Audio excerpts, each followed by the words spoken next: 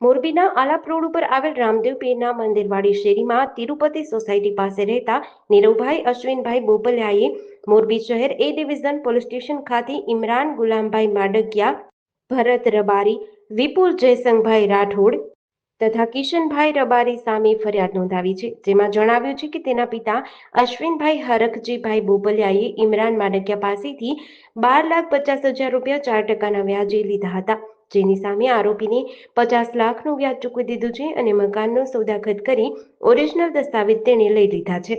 આરોપી અજય ભટ્ટ અને ગિરિરાજસિંહ ગોહિલ પાસેથી 22 લાખ રૂપિયા 5% વ્યાજે લીધા હતા, જેની સામે 18 લાખ રૂપિયા ચૂકવી દીધા છે અને 8 કોરા ચેક ફરિયાદીના પિતા પાસે આરોપીએ મેળવી લીધા છે, જ્યારે આરોપી ભરત રબારી પાસેથી 1 લાખ રૂપિયા 20% વ્યાજ લેખે લીધા હતા, જેની સામે 5 લાખ રૂપિયા ચૂકવી દીધા છે। અજીતભાઈ રાઠોડ તથા વિપુલ રાઠોડ પાસેથી 2 લાખ રૂપિયા 30% વ્યાજે લીધા હતા, જેની સામે 1,40,000 રૂપિયા ચૂકવી દીધા છે। છતાં અજીત રાઠોડે ફરિયાદીના પિતાનો સેમસંગ કંપનીનો S24 અલ્ટ્રા ફોન લઈ લીધો હતો અને બંને આરોપીઓએ 3 કોરા ચેક મેળવી લીધા હતા, જ્યારે કિશન રબારીએ 50,000 રૂપિયા રોજના 800 રૂપિયાના વ્યાજ લેખે આપ્યા હતા, જેની સામે 10 લાખ રૂપિયાનું નોટરી લખાણ અને 2 કોરા ચેક મેળવી લીધા હતા। આમ આરોપીઓ દ્વારા ફરિયાદી પાસેથી વ્યાજ અને મૂડીની રકમની ઉઘરાણી કરવામાં આવી હતી। વ્યાજ ન ચૂકવતા ફોન ઉપર ગર્ભિત ધમકીઓ આપવામાં આવતી હતી, જેથી સાથે આરોપીઓ ફરિયાદી અને તેના પિતા પાસેથી પૈસાની ઉઘરાણી કરતા હતા। ફરિયાદીના પિતાને માનસિક ત્રાસ પણ આપતા હતા, જેથી ફરિયાદીના પિતા અશ્વિનભાઈ હરકજીભાઈ બોપલિયાએ પોતાના ઘરની અંદર ગળાફાંસો ખાઈ આપઘાત કર્યો હતો। જે બનાવ સંદર્ભે મૃતકના દીકરાએ નોંધાવેલ ફરિયાદના આધારે પોલીસે ગુનો નોંધી આરોપીઓને પકડવા કાર્યવાહી શરૂ કરી છે।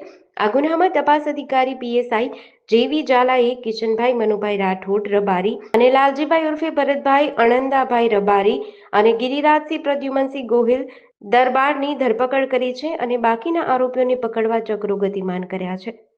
ગઈ તારીખ 22 તારીખના રોજ અશ્વિનભાઈ બોપલિયા જેઓએ સુસાઇડ કર્યું છે, એમાં એમના દીકરા છે જે નીરવભાઈ અશ્વિનભાઈ બોપલિયા, એમને ફરિયાદ આપી છે।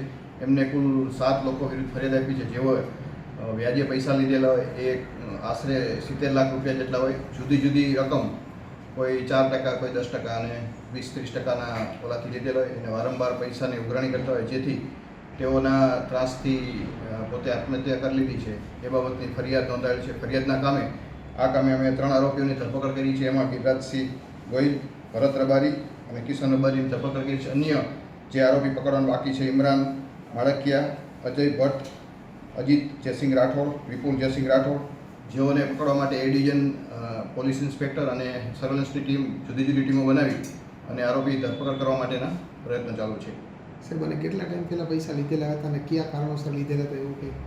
એને અત્યારે પોતાના ધંધા માટે અને બીજી એની અલગ અલગ લોકો પાસેથી જુદી જુદી રીતના પૈસા લીધા, તેના પૈસાના ઓલામાં એવો ફસાયેલા હતા। એમાં એનું અલગ અલગ વ્યાજ હતું, અમુક રકમ એ ચૂકવવાની બાકી હતી, એમાં ઉઘરાણી પણ એને બાકી હતી। ખેતરને એવું કંઈક વેચી નાખ્યું છે? હા, એની અત્યારે ઊંડાણપૂર્વક તપાસ ચાલુ છે, જે એને કોની પાસેથી કેટલા પૈસા લીધેલા હતા અને અમુક ચેકો આપેલા હતા, તો એ બાબતે અત્યારે એ ડિવિઝનના PSI તપાસ ચલાવી રહ્યા છે। JDC ન્યૂઝ સાથે શ્રીકાંત પટેલ, મોરબી।